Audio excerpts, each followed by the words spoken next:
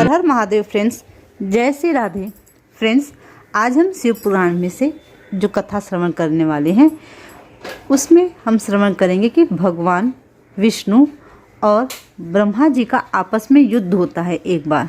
जी हाँ, कथा इस प्रकार से है ना कि एक बार ब्रह्मा जी विष्णु भगवान जी से मिलने के लिए विष्णु धाम आते हैं और आते ही उनको देख करके बोलते हैं, आशीर्वाद बेटा और सुखपूर्वक तो हो ना, सब ठीक। अब विष्णु भगवान जी को लगता है कि अरे मैं इनका पिता हूँ और ये मुझे बोल रहे हैं बेटा, पर विष्णु भगवान कुछ बोलते नहीं है। विष्णु भगवान जी बस इतना ही बोलते हैं, हाँ मैं ठीक हूँ और तुम बताओ बेटा तुम कैसे हो। अब जब ऐसा बोलते हैं तो फिर ब्रह्मा जी बोलते हैं, नहीं आप मेरे बेटे हैं। विष्णु भगवान बोलते हैं, नहीं आप मेरे बेटे हैं। क्यों? क्योंकि मेरे अंदर तो पूरा संसार समाया है और आप मेरे नाभि कमल से नाभि से निकले हुए कमल पे आप बैठते हैं, इस हिसाब से आप मेरी संतान हुए, आप मेरे पुत्र हुए। ब्रह्मा जी बोलते हैं, नहीं आप मेरे पुत्र हैं, मैं आपका पुत्र नहीं हूँ। अब इस बात पे ना ब्रह्मा जी में और विष्णु जी में, देखिए फ्रेंड्स यहाँ पे एक बात क्लियर कर दूँ, ये सब लीलाएं हैं, ये सब लीलाएं भगवान करते हैं हमें कुछ न कुछ ज्ञान देने के लिए, ठीक है। अब होता क्या है, आपस में आर्ग्यूमेंट करने लगते हैं। आर्ग्यूमेंट करते करते फिर दोनों जन में आर्ग्यूमेंट इतनी बढ़ जाती है कि फाइट होने लगती है। विष्णु भगवान जी ब्रह्मा जी पे और ब्रह्मा जी विष्णु जी पे एक से एक अस्त्र शस्त्र छोड़ने लगते हैं, अस्त्र शस्त्र से प्रहार करने लगते हैं। अब ये सारी चीज़ें सभी देवता वहाँ पे देख रहे थे, वो डर जाते हैं, सोचते कि अरे दोनों जन में से हारने वाला तो कोई है नहीं, अब इस तरह से सृष्टि का जो है हार हो जाएगा। ऐसा सोच करके सारे देवता प्लान करके जाते हैं शंकर भगवान जी के पास। जाके शंकर भगवान जी से अपने भोले बाबा से बोलते कि प्रभु आप चलिए दोनों जन का युद्ध बंद करवाइए, अदरवाइज संसार नष्ट हो जाएगा पूरा। अब शंकर भगवान जी आते हैं और दूर से देख करके वो क्या करते हैं, एक अग्नि स्तंभ होता है ब्रह्मा जी के और विष्णु जी के बीच में, उसको खड़ा कर देते हैं। अब अचानक से ये अग्नि स्तंभ देख करके विष्णु भगवान और ब्रह्मा जी सोचते हैं ये आया तो कहाँ से आया अग्नि स्तंभ बीच में। तो आपस में पूछते हैं, अरे कहाँ से आ सकता है ये। तो युद्ध तो बंद हो गया अग्नि स्तंभ देख करके। फिर आपस में ब्रह्मा जी और विष्णु जी डिसाइड करते हैं कि देखिए कौन श्रेष्ठ है, इसका निश्चय इस अग्नि स्तंभ से होगा। ये अग्नि स्तंभ का हमें न तो बेस दिखाई दे रहा है कहाँ तक ये है, और हमें पता भी नहीं चल रहा है कहाँ ख़त्म हो रहा है, कहाँ से स्टार्ट हुआ है। तो आपस में डिसाइड करते हैं कि जो कोई भी इसका पता लगा लेगा कि ये कहाँ से स्टार्ट हुआ या कहाँ ख़त्म हो रहा है, वो ही श्रेष्ठ है, उसको ही वही हायर पोस्ट पे दिखाई दे रहा है कहाँ तक ये है, और हमें पता भी नहीं चल रहा है कहाँ ख़त्म हो रहा है, कहाँ से स्टार्ट हुआ है। तो आपस में डिसाइड करते हैं कि जो कोई भी इसका पता लगा लेगा कि ये कहाँ से स्टार्ट हुआ या कहाँ ख़त्म हो रहा है, वो ही श्रेष्ठ है, उसको ही वही हायर पोस्ट पे बैठेगा। ऐसा आपस में डिसाइड करते हैं। डिसाइड करके तो ब्रह्मा जी बोलते हैं आप नीचे जाइए, अग्नि स्तंभ के नीचे जाके देखिए, मैं ऊपर की तरफ जाके देखता हूँ। फिर विष्णु भगवान जी बोलते हैं ठीक है। विष्णु भगवान जी नीचे जाना स्टार्ट करते हैं, ब्रह्मा जी ऊपर जाने लगते हैं। अब बहुत साल बीत जाते हैं, विष्णु भगवान जी को उस अग्नि स्तंभ का कोई एंड नहीं दिखता है और ब्रह्मा जी को ऊपर जाते जाते उसका भी कोई एंड नहीं दिखता, कोई बेस नहीं दिखता था। तब तक अचानक ऊपर से क्या देखते हैं ना, एक केती का फूल गिरते हुए आ रहा है। ब्रह्मा जी उसे देख करके पूछते हैं कि अरे तुम ऊपर से आ रहे हो, इट मीन्स तुमने ऊपर देखा होगा कहाँ से स्टार्ट है ये।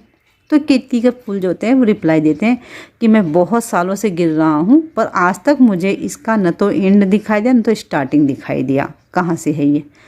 तो ब्रह्मा जी बोलते हैं अरे फिर तो हम भी बहुत साल से देख रहे हैं, ढूंढ रहे हैं इसका एंड और स्टार्टिंग कहाँ से। एक काम करो, मुझे विष्णु भगवान जी को बोलना है कि मैंने इसका स्टार्टिंग पॉइंट देख लिया है और तुम चल के मेरी तरफ से बोल देना कि हाँ ये बात सच है। तो केती का फूल बोलता है हाँ हाँ ठीक है, मैं आपकी तरफ से गवाही दे दूंगा, मैं बोल दूंगा कि आपने और मैंने इसका स्टार्टिंग देख लिया है। ऐसा बोल करके वो दोनों जन विष्णु भगवान जी के पास जाते हैं। विष्णु भगवान जी थक गए रहते हैं, ढूंढते ढूंढते इसका कोई एंड नहीं मिलता। तो विष्णु भगवान जी से बोलते हैं कि देखिए हमें इसका स्टार्टिंग पॉइंट मिल गया, हमने देख लिया। केती का फूल भी बोलता है हाँ हाँ ब्रह्मा जी ने देख लिया, मैंने भी देखा है।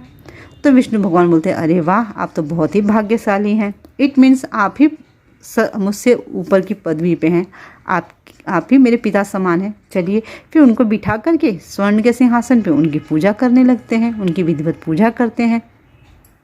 अब ये सारी चीज़ें जो थी ना शंकर भगवान जी देख रहे थे। तब फिर शंकर भगवान जी सामने आए एक बार सभी प्रेम से बोलेंगे, हर हर महादेव, हर हर महादेव, हर हर महादेव। अब प्रभु ने आकर भगवान जी ने बोला ना कि आपने सत्य का साथ दिया, आपने सत्य बोला, झूठ नहीं बोलना चाहिए, और जो सत्य बोलता है ना मुझे बहुत प्रिय है। तो आज से आपकी पूजा मेरे समान ही होगी, आप मेरे समान ही मुझे प्रिय हैं और सभी को प्रिय रहेंगे। तो उस दिन से विष्णु भगवान जी की पूजा शंकर भगवान जी के समान ही होती है। और ऐसा शास्त्रों में बताया गया है ना फ्रेंड्स कि हमें शंकर भगवान जी में, विष्णु भगवान जी में, या फिर शंकर भगवान जी, राम जी में, कृष्ण जी में भेद नहीं करना चाहिए। जो भी भेद बुद्धि से पूजा करता है ना, उसकी पूजा, उसकी आराधना, उसकी साधना सब व्यर्थ होती है।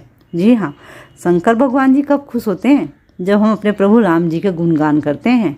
और प्रभु जी कब खुश होते हैं? जब हम भोले बाबा का गुणगान करते हैं। ये बात याद रखिए। तो आपको इसी हिसाब से पूजा पाठ करनी चाहिए। जब विष्णु भगवान, जब राम जी जा रहे थे लंका पे विजय पाने, तो उन्होंने किसका ध्यान किया था? शंकर भगवान जी की तो पूजा की थी। 108 कमल के फूल चढ़ा रहे थे, जो उनको एक कमल कम पड़ गया तो उन्होंने 1000 कमल चढ़ा रहे थे, तो उनको जब एक कमल कम पड़ गया तो अपने कमल जैसे नयन निकाल के उन्होंने चढ़ा दिए थे राम जी प्रभु ने। तो याद रखिए कि हमें भेद बुद्धि से पूजा नहीं करनी है। अब जब विष्णु भगवान जी की प्रशंसा की शंकर भगवान ने, वहाँ ब्रह्मा जी भी थे और केतकी का फूल भी था, सब देवता भी थे। तब शंकर भगवान जी ने बोला कि ब्रह्मा जी आपने झूठ बोला है। ब्रह्मा जी के देखिए उसमें 5 मुख थे। अभी आपको पता है ब्रह्मा जी के 4 सर होते हैं, पर उनके 5 सर थे, 5 हेड थे। तो शंकर भगवान जी ने बोला कि आपने जिस अपने मुख से, अपने जिस फेस से झूठ बोला है ना, उसको काट दूंगा मैं। और अपने शंकर भगवान जी को थोड़ा सा क्रोधित होकर के अपनी 3rd आई में से काल भैरव जी को, जी हाँ भैरव बाबा को निकालते हैं और बोलते हैं, भैरव जी इनका जो मुख, जिसने झूठ बोला है, उस मुख को तलवार से काट दो। तो भैरव जी ब्रह्मा जी का जो 5वां मुख था जिससे उन्होंने झूठ बोला था, उसको काट देते हैं। और केतकी को भगवान ने श्राप दिया कि तुमको मेरी पूजा में यूज नहीं किया जाएगा। अब ब्रह्मा जी ने भी हाथ जोड़ करके प्रणाम किया शंकर जी को और उनसे क्षमा याचना की। और साथ में विष्णु भगवान ने भी बोला कि नहीं, इन्हें माफ़ कर देना चाहिए हमें। तो शंकर भगवान जी ने ब्रह्मा जी को माफ़ कर दिया और ये बोला कि आज से आपकी पूजा नहीं होगी। अब जब ब्रह्मा जी ने ये सब सुना तो ब्रह्मा जी प्रार्थना करने लगी, प्लीज़ आप मुझे माफ़ कर दीजिए। तो शंकर भगवान ने बोला, देखिए आपकी पूजा रोज़ तो नहीं होगी, पर हाँ जब कोई यज्ञ रचा जाएगा तो यज्ञ में सर्वप्रथम आपकी पूजा की जाएगी। तो इस प्रकार से ब्रह्मा जी की पूजा में, यज्ञ के समय आपने देखा होगा पंडित जी ब्रह्मा जी को स्थापित करके उनकी भी पूजा करते हैं यज्ञ में। और केतकी के फूल को भगवान ने श्राप दे दिया था कि अब तुम्हारा यूज नहीं होगा मेरी पूजा में। क्यों? क्योंकि वो केतकी का फूल ना प्रभु अपने भोले बाबा के सर पे से ही नीचे गिर गया था, जो गिर रहा था, मैंने आपको स्टार्टिंग में जो बताया था। तो वो केतकी के फूल ने भी माफ़ी मांगी, मुझे क्षमा करिए, मैंने झूठ बोल दिया, अपराध किया मैंने भगवान, मुझे अपनी पूजा से आप मत दूर करिए। तो शंकर भगवान ने बोला, देखो अब तो मैंने श्राप दिया है, पर हाँ तुमको मेरे ऊपर भले ही नहीं अर्पित किया जाएगा, पर जो मंडप बनाया जाता है पूजा पाठ के समय, उसमें तुम्हारा यूज हो सकता है। फ्रेंड्स, ये थी छोटी सी कथा। देखिए इससे हमें यहाँ क्या पता चलता है ना कि सत्यमेव जयते। जी हाँ, भगवान उसी से खुश होते हैं जो सत्य बोलता है, जो सच के साथ होता है, भगवान उससे खुश होते हैं। आपको सच बोलना चाहिए। छोटी छोटी बातों पे हम झूठ बोलते हैं, ये गलत बात है। देखिए झूठ कब बोलना चाहिए हमें, शास्त्रों में बताया गया ना, हम 5 जगह पे झूठ बोल सकते हैं। मैं उसमें से आपको 1-2 बता देती हूँ। एक तो हमें गौ हत्या अगर हम देखें तो उस समय हम गौ की रक्षा के लिए, प्राण रक्षा के लिए हम झूठ बोल सकते हैं। एक कन्या के विवाह के समय हम झूठ बोल सकते हैं। और अगर आप देख रहे हैं किसी के प्राण संकट में है ना, तब भी आप झूठ बोल के उसके प्राण बचा सकते हैं, मीन्स उसकी लाइफ सेव कर सकते हैं। इस तरह से हमें झूठ बोल सकते हैं, कहीं कहीं पर, हर जगह झूठ नहीं। स्वार्थ के लिए हमें झूठ नहीं बोलना चाहिए। क्यों? वहाँ ब्रह्मा जी अपने स्वार्थ के लिए झूठ बोल रहे थे और केतकी के फूल ने अपने स्वार्थ के लिए झूठ बोला था। तो हमें स्वार्थी नहीं बनना है। प्रभु कहाँ रहते हैं? निर्मल मन में रहते हैं। ठीक है, इस बात को याद रखिए। स्टोरी अच्छी लगी है तो लाइक करें और साथ में और भी डिवोटीज़ के साथ शेयर करें, क्योंकि कर भला तो हो भला। सावन का महीना है, आप भी पुण्य कमाइए जिस तरह से मैं कमा रही हूँ। चलिए नेक्स्ट टाइम फिर मिलेंगे नेक्स्ट वीडियो में। तब तक के लिए हर हर महादेव, जय श्री राधे।